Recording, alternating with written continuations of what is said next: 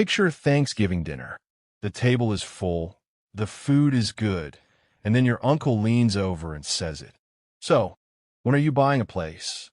And the whole table goes quiet for a second, like they're all waiting.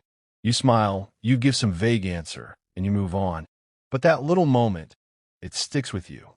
Because somewhere along the way, renting stopped being a housing choice and became a character flaw. Like if you're still paying someone else's mortgage, you're behind. You haven't figured it out yet. You're not a real adult. And here's the thing, that feeling? It's worth a lot of money to a lot of people. Real estate agents, mortgage brokers, banks. The entire housing industry runs, in part, on the social shame of renting. And today, I want to show you the actual math they don't put in the brochure. Because when you run the real numbers, renting isn't throwing money away. Sometimes, it's the sharpest financial move you can make. Let's start with the phrase itself. Throwing money away. You've heard it probably more than once, usually from someone who owns a home and feels very good about that. The logic sounds simple. When you rent, your money goes to a landlord and you get nothing back. When you buy, your money builds equity. So buying is always better. Except that argument. It skips about a dozen things that cost real money. When you buy a home, your mortgage payment is not the price of the house. It's the beginning of the bill. Let's take a $400,000 home. With a 10% down payment, you're borrowing $360,000. At today's rates, let's call it 7%. Your monthly payment is around $2,400. Over 30 years, you'll pay back roughly $870,000 on a $360,000 loan. That's more than $500,000 in interest alone. But we're not done. Add property taxes, typically 1 to 1.5% of the home's value per year. That's $4,000 to $6,000 annually. Add homeowner's insurance, another $1,500 to $2,000 a year. Add PMI if your down payment was under 20%. That's often $200 to $300 a month until you hit enough equity. And then there's maintenance. The standard rule is 1% of the home's value per year in repairs and upkeep. On a $400,000 home, that's $4,000 a year. Roof, HVAC, plumbing, it adds up fast. When you add all of that together, the true monthly cost of owning that $400,000 home is closer to $3,200 to $3,500 a month, not $2,400. And your landlord? They're absorbing most of those costs, not you. Now I want to introduce you to two people. Dave and Sarah. Same city, same income, same age, 30. Dave decides to buy. Sarah decides to rent. Let's see what happens over 10 years. Dave buys that $400,000 home. He puts $40,000 down. His all-in monthly cost is around $3,200, and he's locked in for 30 years. After 10 years, let's say the house appreciates at a solid 4% per year. His home is now worth about $592,000. On paper, that looks great. He's made $192,000 in appreciation. But wait, over those 10 years, Dave paid roughly $384,000 in total housing costs. Interest, taxes, insurance, maintenance, PMI. Of that, maybe $45,000 went toward actual principal. The rest gone. And he still owes about $315,000 on the mortgage. His real equity, after everything, is around $277,000. Now Sarah, she rents a comparable apartment for $2,000 a month. Same city, similar life. Every month, the $1,200 difference between her rent and what Dave pays, she invests into a low-cost index fund. Boring, consistent, automatic. Over 10 years, at a historical average return of around 7%.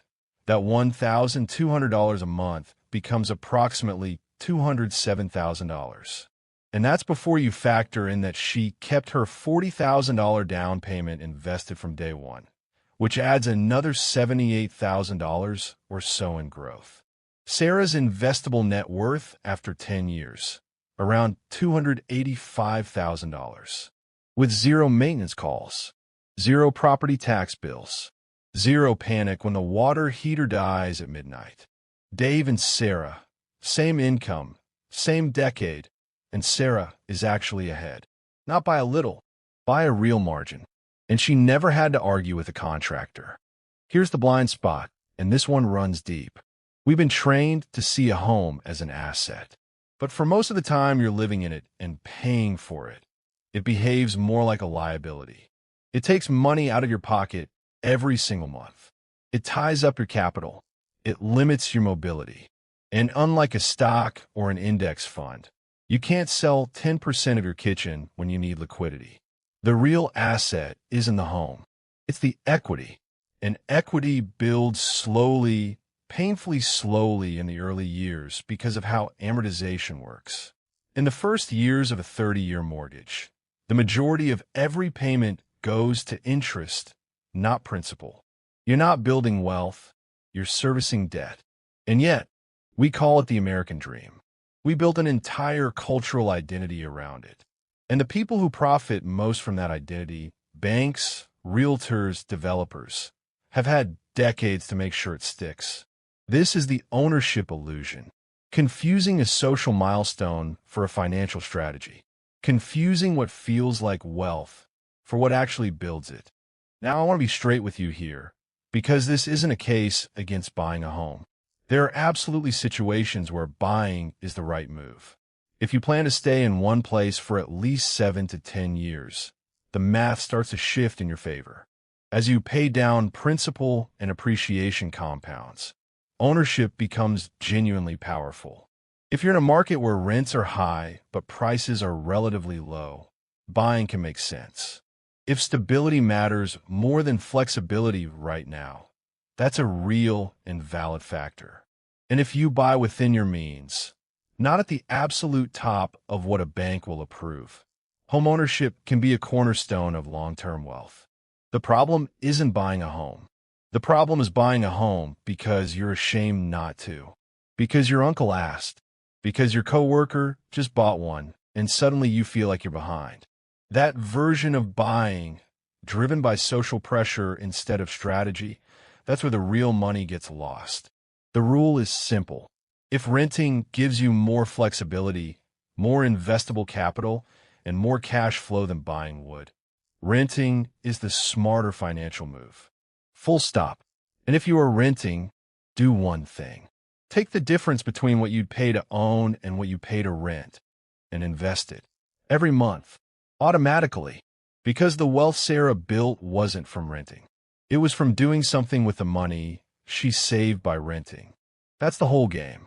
Go back to that Thanksgiving table. Your uncle, he means well. He grew up in a world where buying a home was the obvious move, where prices were lower, rates were lower, and the math worked differently. He's not trying to mislead you. He's just passing on a script that was written for a different economy, a different market, and a different version of adulthood. But you don't have to follow that script. Wealth isn't built at the dinner table. It's built in the decisions you make when nobody's watching. When you run the numbers instead of following the narrative. When you invest the difference instead of spending it on a lifestyle that looks good but costs everything. The smartest financial move isn't always the one that gets the most applause. Sometimes, it's the one your uncle doesn't understand.